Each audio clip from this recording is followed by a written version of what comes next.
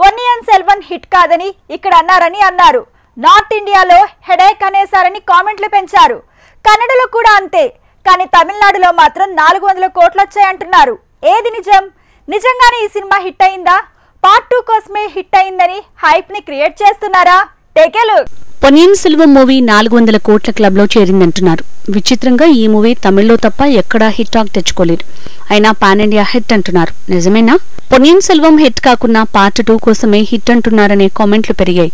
ఒకవేళ PS flop అనేది నిజమైతే పొన్నియిన్ సెల్వన్ 2 ఎవరూ చూడరని ఇలా చేస్తున్నారంటూ ట్రోలింగ్స్ పెంచారు. బాహుబలిని ఎగ్జాంపుల్ గా చూపిస్తున్నారు. బాహుబలి ది బిగినింగ్ హిట్ అయ్యాకే బాహుబలి ది కన్క్లూజన్ తో సీన్ మారింది. ఇక పుష్ప హిట్ కాబట్టి పుష్ప 2 రాబోతోంది. హైప్ పెరిగింది. అందుకే PS1 కూడా హిట్ అనే ప్రచారం చేస్తున్నారా? పుష్ప రేంజ్ లో PS కి నార్త్ లో సీన్ ఉందా? KGF 2 1200 కోట్ల పైనే రాబట్టింది. పార్ట్ 1 మాత్రం 300 కోట్లే రాబట్టింది. అంటే పొన్నియిన్ సెల్వన్ KGF రూట్ లో పేలుతున్నట్టేనా? 400 కోట్లు రాబట్టిన PS కి KGF కి పోలికలు పెడుతున్నారా? పుష్ప KGF 1 400 కోట్ల లోపే రాబట్టొచ్చు. కానీ పాన్ ఇండియా లెవెల్లో జనాన్ని ఊపేశాయి. అదే పొన్నియిన్ సెల్వన్ మూవీకి మాత్రం కుదరలేదు. పొన్నియిన్ సెల్వన్ చోళా డైనాసిటీ తాలూకు కథ కాబట్టి తమిళ జనానికి బాగా నచ్చే అవకాశం ఉంది. కానీ నరేషన్ మేకింగ్ బాగుంటేనే పొరుగు మార్కెట్లో వసూళ్ల వరద వస్తుంది. అదే ఇక్కడ మిస్ అయింది.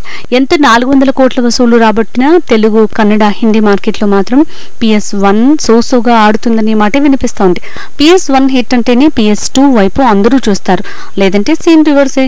అందుకే PS సోసోగా ఆడుతున్నా బ్లాక్ బస్టర్ అంటున్నారనే మాట వినిపిస్తోంది. తమిళనాట నిజంగానే ఏ సినిమా బానే ఆడుతున్నా మిగతా ప్రాంతాల్లో ఆ స్థాయి హిట్ కాదంటున్నారు. సో సెకండ్ పార్ట్ కోసమే ఫస్ట్ పార్ట్ బ్లాక్ బస్టర్ అనేంతగా హైప్ క్రియేట్ చేస్తున్నారనే కామెంట్లే పెరుగుతున్నాయి.